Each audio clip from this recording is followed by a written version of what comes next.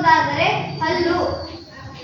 ಹಲ್ಲುಗಳ ಬಗ್ಗೆ ಈಗ ತಿಳಿಯೋಣ. ಹಲ್ಲುಗಳು ನಮಗೆ ಮಾತನಾಡಲು ಕೂಡ ಸಹಾಯ ಮಾಡುತ್ತವೆ ಮತ್ತು ಹಲ್ಲುಗಳಲ್ಲಿ 4 ಪ್ರಕಾರಗಳು ಇರುತ್ತವೆ. ಅವು ಯಾವುವು? ಬಾಚಿ ಹಲ್ಲು, ಕೋರೆ ಹಲ್ಲು, ಕಿರುದವಡೆ ಹಲ್ಲು ಮತ್ತು ದವಡೆ ಹಲ್ಲು. ಹಲ್ಲುಗಳು ನಾವು ಸೇವಿಸುವ ಆಹಾರವನ್ನು ಜಗಿಯಲು ಸಹಾಯ ಮಾಡುತ್ತವೆ. ಹೌದು, ಹಲ್ಲುಗಳು ನಾವು ಸೇವಿಸುವ ಆಹಾರವನ್ನು ಜಗಿಯಲು ಸಹಾಯ ಮಾಡುತ್ತದೆ. ಹಲ್ಲುಗಳು ಮಾನವನ ದೇಹದಲ್ಲಿ ಗಟ್ಟಿಯಾದ ಪದಾರ್ಥವಾಗಿದೆ. ಹೌದು, ಈಗ ನಾವು ಮೂರನೇ ಅಂಗವನ್ನು ನೋಡುವುದಾದರೆ ಲಾಲಾರಸ ಗ್ರಂಥಿ. ಹಾಗಾದರೆ ಲಾಲಾರಸ ಗ್ರಂಥಿ ಯಾವ ರಸವನ್ನು ಸ್ರವಿಸುತ್ತದೆ? ಲಾಲಾರಸ ಗ್ರಂಥಿಯು ಲಾಲಾರಸವನ್ನು ಸ್ರವಿಸುತ್ತದೆ ಮೀನ್ಸ್ ಉತ್ಪತ್ತಿ ಮಾಡುತ್ತದೆ. ಹಾಗಾದರೆ ಲಾಲಾರಸ ನಮಗೆ ಎದಕ್ಕೆ ಉಪಯೋಗ ಆಗುತ್ತದೆ? ನಾವು ತಿಂದಂತ ಆಹಾರವನ್ನು ಮೆದುಗೊಳಿಸುತ್ತದೆ.